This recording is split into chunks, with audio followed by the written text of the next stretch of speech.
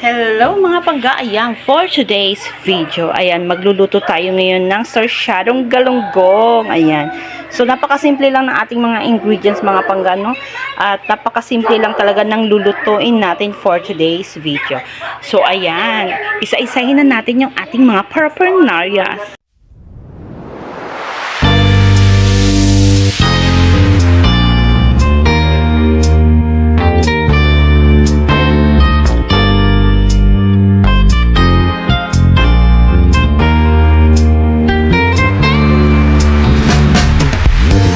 Siyempre, meron tayong galunggong, pang malakasang galunggong mga pangga. Napaka-fresh ko na niya, fresh ko. At yan, meron din tayong bawang at sibuyas na chinap na natin. At ating, ano ba tawag dito? Kamatis. Ano ba yan? Naba-blackout si pangga. So, meron tayong kamatis, black ground pepper. Ayan, gusto na niya sumuko, pero laban pa rin. Pang malakasang magic syrup, and of course, yung ating egg. Meron din tayong asin mga pangga sa ating ingredients, no? So, napakasimple lang ng ating gagawin mga pangga. At yan, sana inyong tutukan para tayo sabay-sabay magluto. Ayan, simulan na natin. Siyempre, bago natin prituhin yung ating galunggong mga pangga, lagyan natin ng asin. Ayan, para may lasa-lasa naman yung ating galunggong. Ayan. Asinan lang natin yung mga pangga, no? Bago natin siya prituhin. Lamas-lamasin. And then, bago natin prituhin mga pangga. So, napakasimple lang ng gagawin natin. At kayang-kaya naman natin gawin to na kahit nakapikit. Ayan. So, ayan. I-ano lang natin konti ng mga 2 minutes bago natin siya prituhin. Ayan. Nagpainit na tayo ng ating oil. Ngayon kung napapansin nyo, man parang itim-itim kasi yung iba dyan used oil. Wala kasi tayong bagong oil. Pero used oil yung iba dyan. Ituhin na natin yung ating galunggong.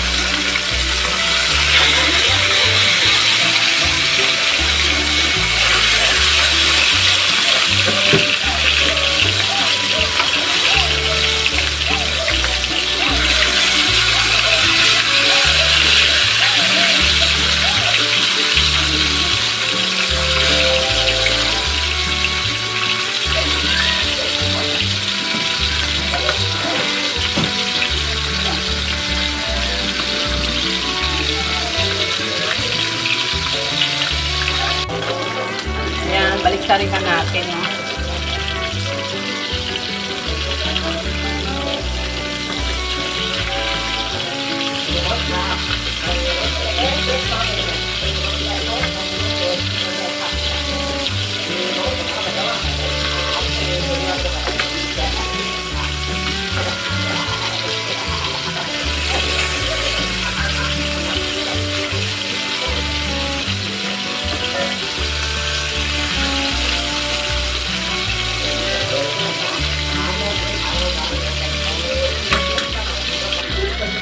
Kaya naniniwala ba kayo sa mga pinauna na pag ang pinirito daw, pagka hindi na masyadong maingay, is luto na. Yun ang sinusunod ng mga tsahin ko noon ng buhay pa. Pag sabi niya, oh ano na yan, hindi na maingay, ibig sabihin luto na daw. So, ayan, medyo konti na lang mga pangga. Luto na yung ating galunggong at i-ano na natin yung ating second batch para gagawa na tayo ng kanyang pangmalakasang sauce na sarsyado. So, yan, luto na. Haunin na natin yung ating galunggong.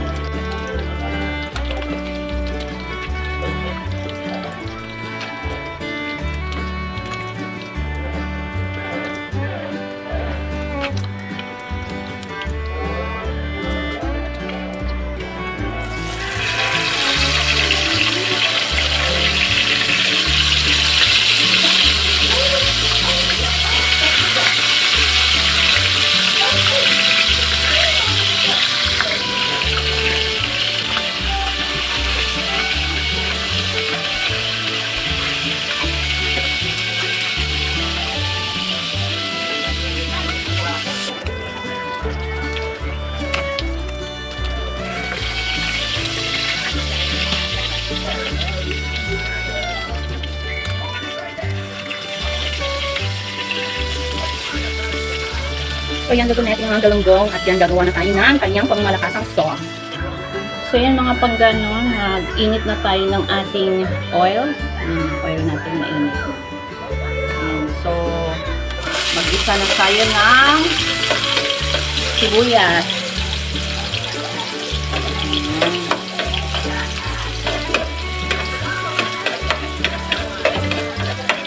And then sunod natin yung ating pangmalakasang bawang. Napakasimple lang ng ating gagawin. Yan.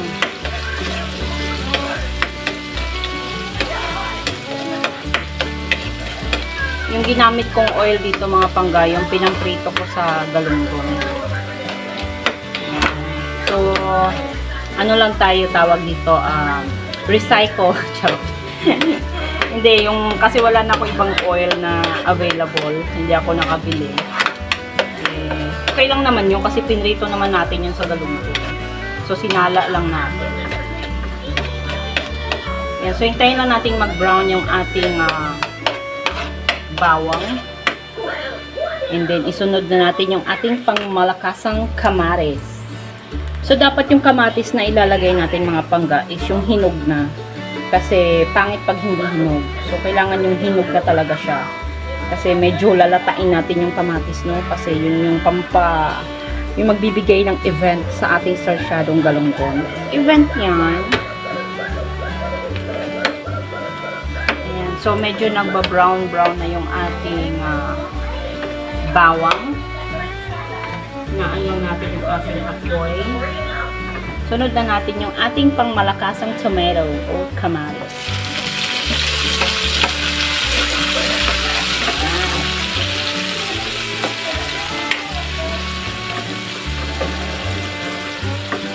So, imamash natin ng konti yung kamatis mga panggano kasi para makuha natin yung kanyang tawag dito, yung kanyang saucy. O, diba? Saucy.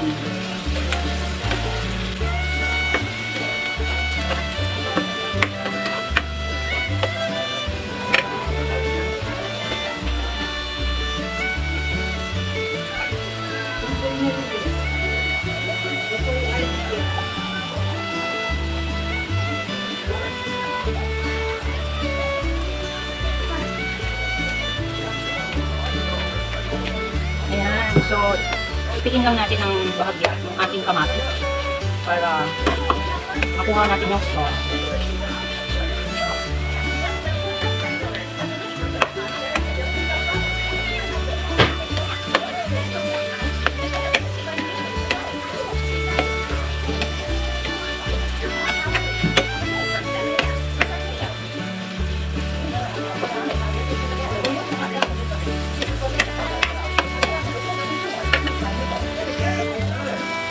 So, yan, medyo malata na yung ating kamatis. Medyo malata na yung ating kamatis. Pwede na tayong maglagay ng water. So, depende sa inyo mga panggaha kung gaano kadami ang sabaw. So, ang ilalagay ko sa akin is 1.5 cup of water. And then, after that, papakuluin natin. Okay. Gusto ko kasi yung medyo masabaw. Yung medyo masabaw na sarsyado. Kasi mahilig ako sa sabaw eh.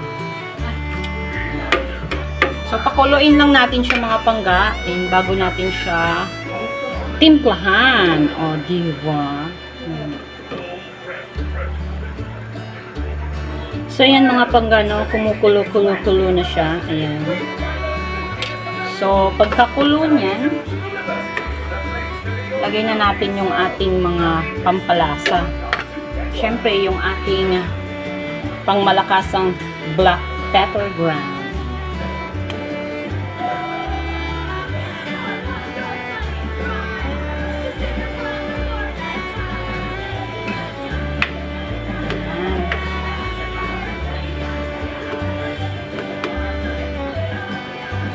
So, depende sa inyo kung gaano kadaming black pepper. Kasi ako mahilig ako sa black pepper. And then after that, maglagay tayo ng asin. Siguro mga half teaspoon.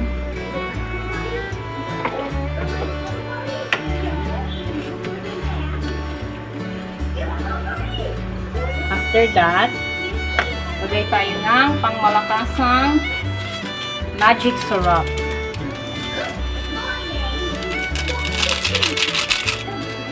Konti.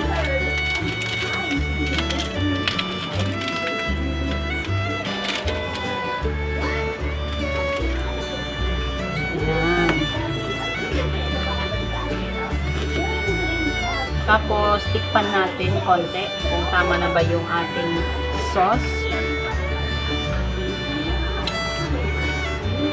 Ayan. So, medyo kulang pa siya ng asin.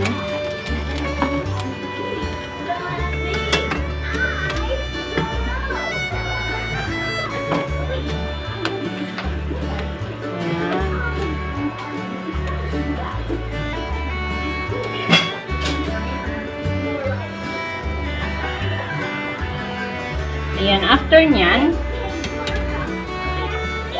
ilagay na natin yung ating binati na itlog. So, binati natin yung itlog mga panggana.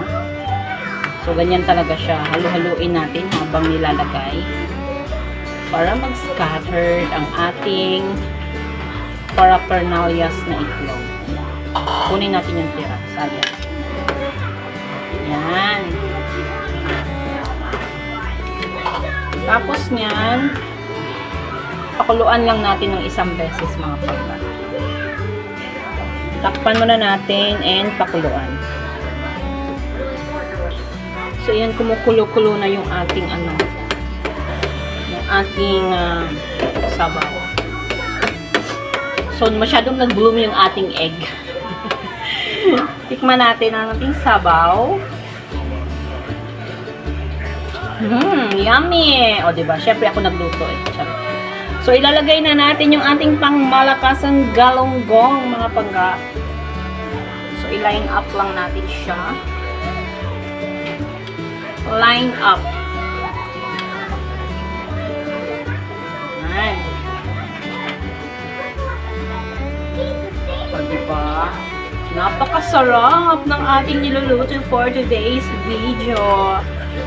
Ayan. Napakasimple lang, pero OMG. It's so yummy. Diba? Love my own yan. So, ayan. Ilagay na natin yung ating pangmalakasang galonggong.